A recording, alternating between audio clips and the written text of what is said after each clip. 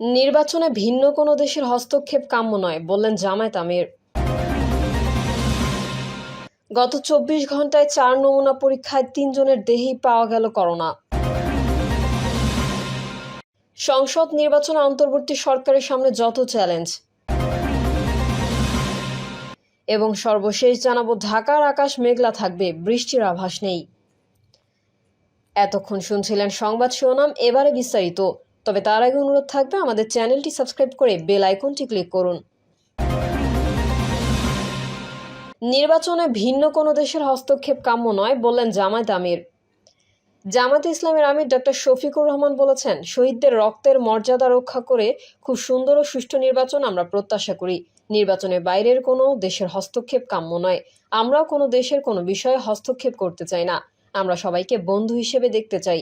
তিনি বলেন, আমরা খুব ভালো নির্বাচন আশা করি। কেউ নির্বাচনকে প্রশ্নবিদ্ধ করার চেষ্টা করবে না, তাহলে আমাদের শহীদদের প্রতি আমরা ইমানদারি রক্ষা করতে পারবো না। আমাদের শহীদদের রক্তের অমর্যাদা হয় এমন কোনো নির্বাচন আমরা দেখতে চাই না। তিনি আরো বলেন, অতীতে যে যা করেছে তার কিছু পাওনা তারা পেয়েছে, আমরাও পাবো, বাকিটা আখিরাতেও পাবো। আমরা একটা প্রতিহিংসামুক্ত সমাজ দেখতে চাই। আমার বিরুদ্ধেও যুদ্ধাপরাধের মামলা দেওয়ার চেষ্টা করা হয়েছে। তখন আমার সেই বয়সও ছিল না। আমি সেই অর্থে কোনো সংগঠনের সঙ্গে মোটেও যুক্ত ছিলাম না। এখন যেহেতু আমি জামায়াত ইসলামীর আমির, তাই আমাকে যুদ্ধাপরাধী বানানোর চেষ্টা হয়েছে। কিন্তু আমার বিষয়ে কুলাউড়ার একটা মানুষও খারাপ কোনো কথা বলতে পারেনি। আমি এই ঋণ আজীবন শোধ করতে পারবো না।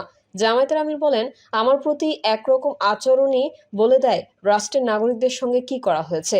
আমরা এটার কোনো প্রতিশোধ নেব না। কে বা কারা করেছে আমরা সব জানি। প্রতিহিংসা আর প্রতিশোধ যদি আমরা নিতে থাকি, তাহলে এর শেষ হবে না। এই সমাজ অসুরের সমাজে পরিণত হবে। তিনি বলেন, দেশের মানব সম্পদ আর আল্লাহর দেওয়া সম্পদ যথেষ্ট বাংলাদেশকে বদলানোর জন্য। আমাদের কুশিক্ষার জায়গায় সুশিক্ষা ফিরিয়ে আনতে হবে। যদি শিক্ষার কারিকুলাম ও মডিউল নৈতিকতার ভিত্তিতে হয়, তাহলেই শিক্ষার পরিপূর্ণ পূর্ণতা পাবে। আকাশ সংস্কৃতির কারণে পরিবারের কাঠামো এলোমেলো হয়ে গেছে। প্রতিষ্ঠানে একজন মানুষ কিভাবে নিজে বড়লোক হবে, শুধু এটাই শেখানো হয়। ভিক্ষুক থেকে শুরু করে সর্বোচ্চ ধনী ব্যক্তি পর্যন্ত সবাই ট্যাক্স দেয়। সেই ট্যাক্সের টাকায় কোনো না কোনোভাবে দেশের সব শিক্ষা প্রতিষ্ঠানে সরকার ব্যয় করেছে। জামায়াতে আমির আরও বলেন, আমরা যারা উচ্চশিক্ষায় পড়ালেখা করেছি, জাতির টাকা আমাদের পেটে ঢুকেছে, মগজে ঢুকেছে। সরকারি প্রতিষ্ঠানের প্রতিটি ইট বালি পাথরের সঙ্গে দেশের 18 কোটি মানুষ জড়িত। এই শিক্ষাটাই যদি মানুষকে দেওয়া হতো যে, তোমাদের বেড়ে ওঠার পেছনে সমস্ত মানুষের অবদান, তাদের দান অনুদানে তুমি আজ এই জায়গায় এসেছো। যত বড় মেধাবী, যত বড় শিক্ষিত, তত বেশি তারা জাতির কাছে দায়বদ্ধ। এটাই যদি তাদের মগজে প্রতিষ্ঠা করা যেত, তাহলে ঘুষ নেওয়ার সময় তাদের হাত থরথর করে কাঁপত। এই নৈতিক দায়বদ্ধতা যদি আমাদের শিক্ষা ব্যবস্থায় যুক্ত করতে পারি, তাহলে আমাদের শিক্ষিত সমাজ জাতির সম্পদে পরিণত হবে। গত 24 ঘন্টায় 4 নমুনা পরীক্ষায় 3 জনের দেহেই পাওয়া গেল করোনা। ফের করোনা আতঙ্ক দেশে এসেছে। প্রতিবেশী দেশ ভারতের বিভিন্ন স্থানে করোনা সংক্রমণ নতুন করে দেখা দিয়েছে। বাংলাদেশেও হঠাৎ করোনা বাড়তে শুরু করেছে।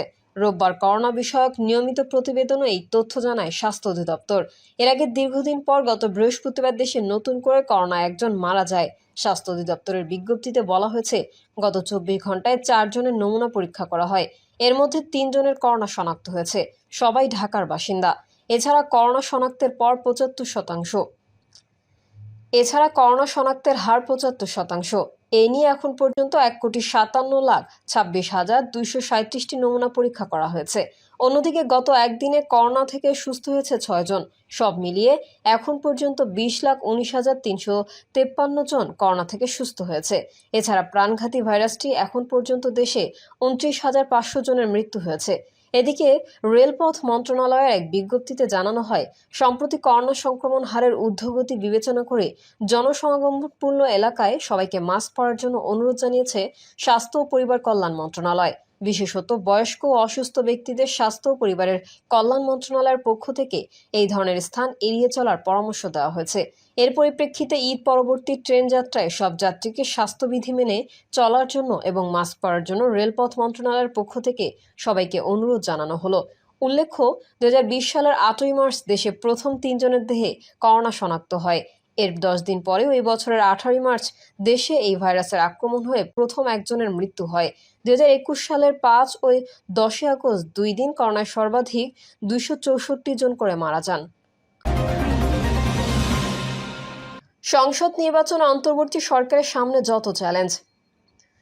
বাংলাদেশে অন্তর্বর্তী সরকারের প্রধান উপদেষ্টা ডক্টর মোহাম্মদ ইউনূস আগামী বছর এপ্রিলের প্রথমার্ধে জাতীয় নির্বাচনের সময়সীমা ঘোষণার পর বিএনপি ও সমমনা দলগুলো তাতে হতাশা প্রকাশ করেছে।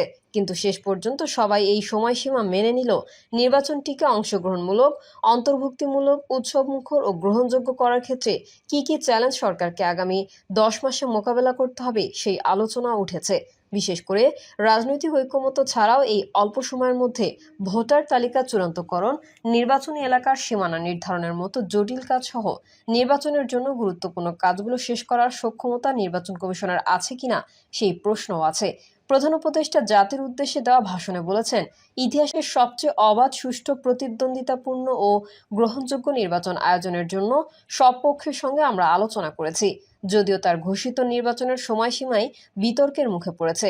অভিযোগ উঠেছে, এই সময় নির্ধারণের দেশের সংখ্যাগরিষ্ঠ রাজনৈতিক দলের মতামতকেই তিনি উপেক্ষা করেছেন। প্রধান উপদেষ্টার নেতৃত্বাধীন জাতীয় ঐকমত্য কমিশনের সহসভাপতি অধ্যাপক আলী রিয়াজ অবশ্য বলেছেন, রাজনৈতিক দলগুলোর সহযোগিতা অব্যাহত থাকলে আগামী মাসের মধ্যেই জুলাই সনদ সহ সংস্কার কর্মসূচিগুলো চূড়ান্ত করা সম্ভব হবে। ডক্টর ইউনূস তার ভাষণে বলেছিলেন, জুলাই সনদ অনুযায়ী আশুকরণীয় সংস্কার কাজগুলো বাস্তবায়নের পাশাপাশি বাকি অংশের বেশ কিছু কাজও তারা শুরু করে যেতে চান।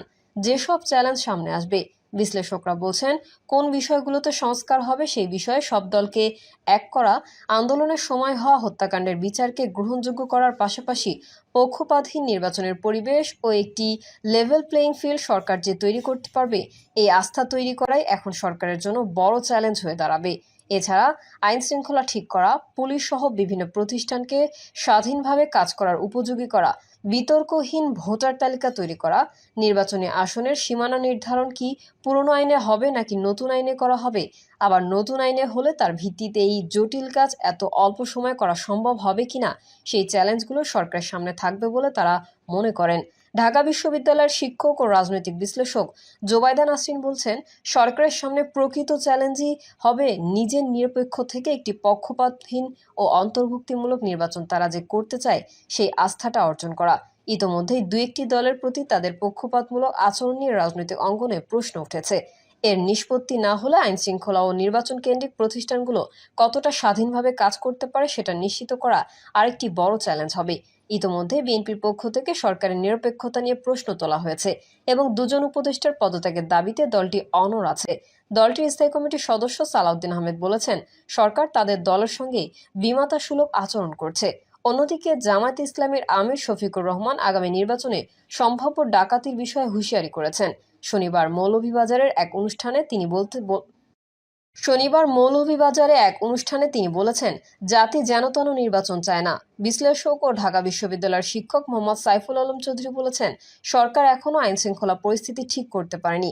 একটি গ্রহণযোগ্য নির্বাচনের জন্য একটি লেভেল প্লেইং ফিল্ড নিশ্চিত করার সরকার কতটা করতে পারবে তা নিয়েও প্রশ্ন উঠেছে বলে মনে করেন তিনি।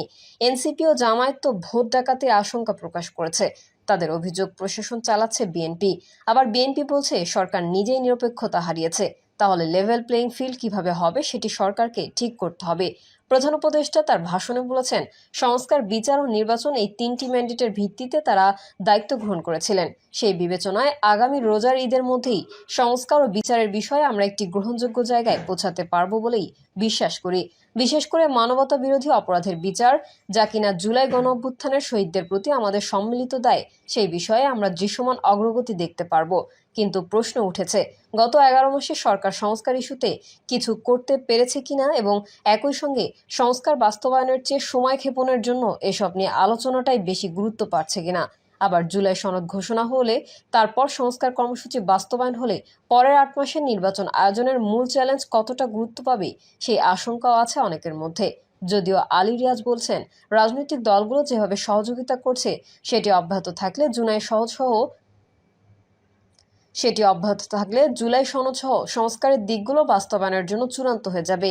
এরপরেও কিছু বিষয় থাকবে যেগুলোতে স্বাভাবিকভাবেই সবাই একমত নাও হতে পারে। সেই বিষয়গুলো আমরা জনগণকে অবহিত করব। বিশ্লেষকরা বলছেন, আগামী 10 মাসেই সরকারের সংস্কার কার্যক্রমে বড় অগ্রগতি অর্জন করতে হবে। আবার বিচারের ক্ষেত্রে দ্বিতীয় ট্রাইব্যুনাল করা হলো কথা উঠছে গ্রহণযোগ্য বিচার কিভাবে নিশ্চিত করা যাবে তা নিয়েও। সাইফুল আলম চৌধুরী বলছেন, একটা নির্বাচনের জন্য ভোটার তালিকা প্রণয়ন সহ অন্তত 10টা কাজ করতে হয় নির্বাচন কমিশনকে। কিন্তু বর্তমান নির্বাচন কমিশন ভোটার তালিকা হালনাগাদের কাজ কিছুটা করা ছাড়া আর কিছুই করতে পারেনি এখনো। যদিও নির্বাচন কমিশনার আব্দুর রহমান মাসুদ বলেছেন, প্রধান উপদেষ্টার ঘোষণার যে সময়সীমা দেওয়া হয়েছে তার মধ্যেই জাতীয় নির্বাচন আয়োজনে প্রস্তুত আছে কমিশন। আওয়ামী লীগ ও অন্তর্ভুক্তির নির্বাচন। সম্প্রতি ঢাকায় জাতিসংঘের আবাসিক প্রতিনিধি গোয়েন লুইস বলেছেন, তারা অন্তর্ভুক্তিমূলক বলতে দলের নয়, সব ভোটার অংশগ্রহণের কথা বুঝিয়ে থাকেন। অর্থাৎ সব পর্যায়ের ভোটাররা যেন নির্বিঘ্নে তাদের ভোটাধিকার প্রদানের সুযোগ পান। যদিও বাংলাদেশের গ্রহণযোগ্য নির্বাচনগুলোতে আওয়ামী লীগের ভোটের হার 30 থেকে 40%।